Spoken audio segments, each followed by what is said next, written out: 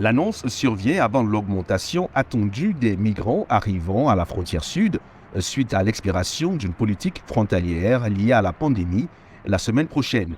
Le porte-parole du Pentagone a annoncé que les soldats supplémentaires ne seront pas impliqués dans des fonctions de maintien de l'ordre ou d'interaction avec les migrants en détention. À la lumière des changements qui s'opéreront le 11 mai et de l'augmentation prévue des arrivées à la frontière, le ministère américain de la Sécurité intérieure a sollicité ce soutien. En ce qui concerne le nombre de militaires américains présents sur place, il y en a environ 2500 qui font partie de la garde nationale.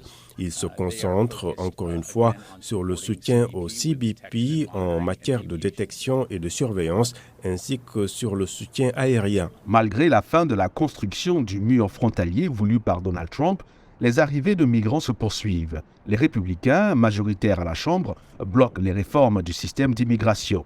Le 11 mai, un nouvel article, le Title 8, sera appliqué selon le secrétaire à la Sécurité intérieure, Alejandro Mayorkas. Cette mesure prévoit des refoulements accélérés et des interdictions de nouvelles entrées sur le territoire pendant 5 ans, avec de possibles poursuites pénales.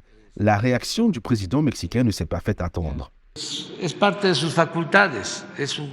Cela fait partie de leur pouvoir. C'est un gouvernement indépendant et souverain et ils prennent ces décisions et nous les respectons.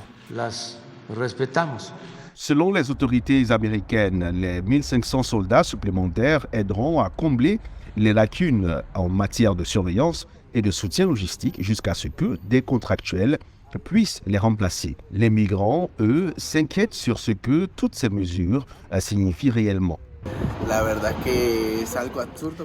La vérité, c'est que c'est absurde de militariser la frontière au lieu de prendre d'autres mesures pour nous aider afin que nous puissions entrer légalement comme nous le souhaitons. C'est absurde de placer ces militaires parce que nous ne sommes pas des criminels, nous ne sommes pas des bandes criminelles, nous sommes des migrants qui fuient un pays par nécessité.